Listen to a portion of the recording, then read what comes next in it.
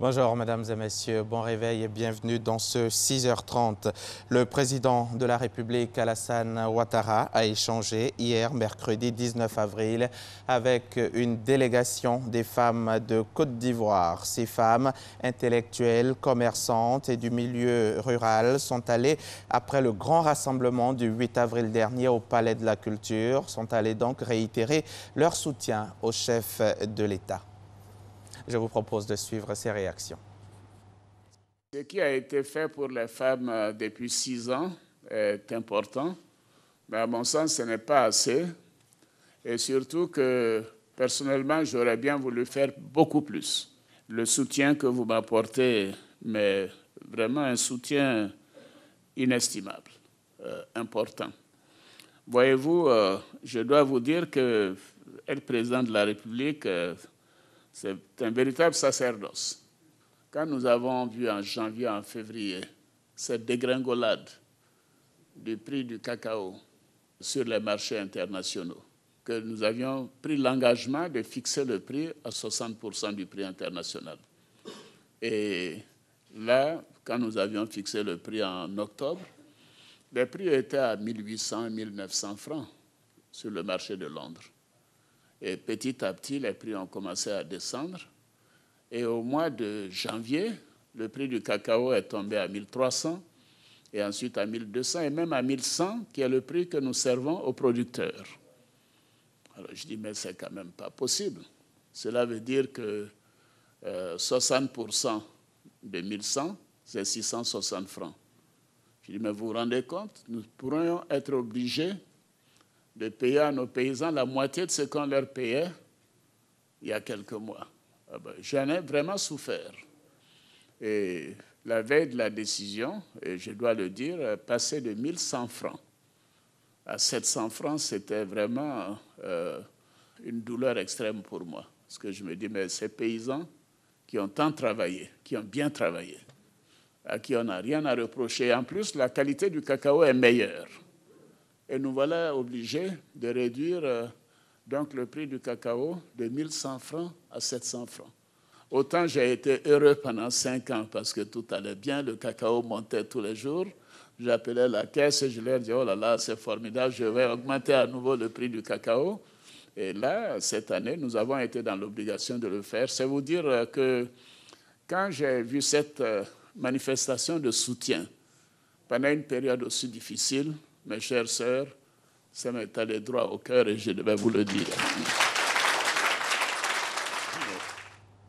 Depuis plus d'une dizaine d'années, le Sholen Shoot détruit des plantations de cacao dans les zones de production. À Soubré, par exemple, des foyers de la maladie ont été détectés.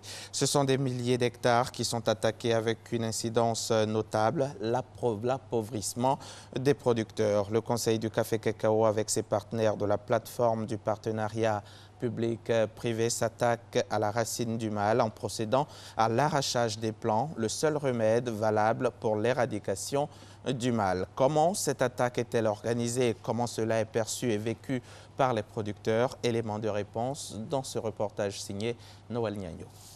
Campement Petit Bandoukou. Nous sommes à une quinzaine de kilomètres de Soubré, dans la nouvelle capitale du cacao ivoirien. Petit Bandoukou, créé en 1974 autour de la cacaoculture, est victime, tout comme les campements environnants du Sholen Shoot, un mal cruel appelé aussi le sida du cacao. Les 50 hectares sont tous ravagés par la maladie du Sholen Shoot, alors on n'a plus autre source de revenus. 76% c'est uniquement le petit village de Petit Bandoukou. Les clés jadis réservées au séchage des fèves issues des 50 hectares de feu Kwasi Yao, le fondateur du campement, ne reçoivent désormais plus que des produits de substitution. Aujourd'hui, vous constaterez très bien qu'il n'y a plus rien là-dessus. Donc on sait seulement que les maïs ou bien le riz. Non loin de Petit Bandoukou, Ndriagi, un village de la sous-préfecture de Oupoyo, toujours dans le département de Soubré, un autre foyer du Sholen Shoot. Ici, dans le secteur, dans ce CV-là, nous avons plus de 1000 hectares. Et depuis 2008, nous avons constaté la maladie, surtout à partir de ce village Ndriagui. Principal facteur de propagation et de dissémination à grande échelle du Cholon Shoot, la difficulté des paysans à cerner la maladie. Bon, au début, c'était un peu difficile. Parce que quand je voyais ma plantation, les récoltes que j'avais avant, quand la maladie veut venir, les cacaoyers deviennent pâles, les feuilles là deviennent jaunes et puis ça ne produit plus. Ça s'est dispersé dans le champ. De plus, les cacaoculteurs ont refusé de prime abord la thérapie de l'arrachage des plants. Au début, quand c'est venu, si on avait pris ça au sérieux, aujourd'hui on ne serait pas là. On aurait déjà fait au moins 2-3 hectares replantés. Bon. Comme on a mis du temps avant de comprendre nos agents en ADER, voilà pourquoi maintenant tout est parti et puis c'est au dernier moment qu'on a compris. Résultat, la maladie a eu le temps de progresser, de s'installer. En 2015, j'avais fait l'arrachage de 117 hectares. Et en 2016, 138 hectares, 75. À ce jour, les surfaces infectées dans les départements de Soubré, Méagi et Buyo sont estimées à environ 3000 hectares. Freiner l'avancée du Cholon Shoot s'est avéré nécessaire pour éviter que la maladie ne prenne des proportions inquiétantes. Le Conseil du café-cacao, dans son volet développement de la filière, a conçu la campagne d'arrachage et de replantation, le seul remède à ce jour. Cette thérapie développée avec l'agence d'exécution qu'est l'ANADER, Agence nationale de développement rural, a progressivement conquis les paysans. Bon, dès le départ, ils étaient réticents, puisque ne connaissant pas trop la portée de la technique que nous devons apporter, ils étaient un peu réticents. Mais au vu de l'avancée de la maladie, et qu'ils ont vu déjà les premiers résultats dans d'autres secteurs, en tout cas ici, ils sont vraiment, ça va vite. Actuellement, je peux dire que je suis harcelé. Je ne dors même plus, mon téléphone sonne à tout moment, chacun veut que je vienne faire de l'arrachage. La thérapie est à deux composantes. La première, l'offre de plants améliorée, doublée de la volonté de reforestation des parcelles avec des essences aux avantages socio-économiques avérés. L'agriculture a eu un fort impact négatif sur la forêt ivoirienne. Pour reboiser un tant soit peu la Côte d'Ivoire, c'est d'abord utiliser les variétés améliorées, haut productifs, et qui produisent aussi rapidement. Ces variétés haut productives vont permettre aux producteurs de réduire les surfaces cultivées. Coopération Côte d'Ivoire-Vietnam. Désormais, plus de visas entre les deux pays pour les passeports diplomatiques et de service. Les précisions de notre reporter Sidonie Davila. Le Vietnam et la Côte d'Ivoire écrivent une nouvelle page de coopération. Avec la suppression des visas pour les détenteurs de passeports diplomatiques et de services, le ton est donné pour insuffler un nouveau dynamisme à la coopération bilatérale après 40 ans d'amitié. Les deux pays, engagés à se soutenir mutuellement, l'ont concrétisé ce mardi par un accord. Le ministre des Affaires étrangères, Marcela Montano, s'en est réjoui. Il a affiché la volonté de la Côte d'Ivoire à encourager les entreprises vietnamiennes à transformer la noix de cajou sur place dans le pays. Il a par ailleurs souhaité que le Vietnam ait une coopération plus étroite avec le Conseil du coton et de l'ANACAD. Une doléance prise en compte par la délégation vietnamienne conduite par le vice-ministre des Affaires étrangères. Le Vietnam veut désormais partager son expérience en matière agricole pour le développement de la riziculture en Côte d'Ivoire. À l'issue de cette rencontre entre la Côte d'Ivoire et le Vietnam, le ministre ivoirien des Affaires étrangères, Marcela Montano, a souhaité avoir le soutien du Vietnam dans sa quête d'un poste de membre non permanent pour la Côte d'Ivoire au Conseil de sécurité pour la période 2018-2019.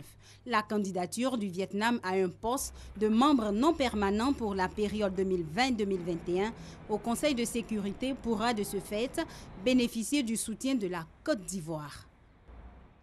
L'actualité internationale en bref. Le Haut Commissariat de l'ONU pour les droits de l'homme dénonce les appels à la haine et à la violence pratiqués lors de rassemblements dans plusieurs provinces du Burundi.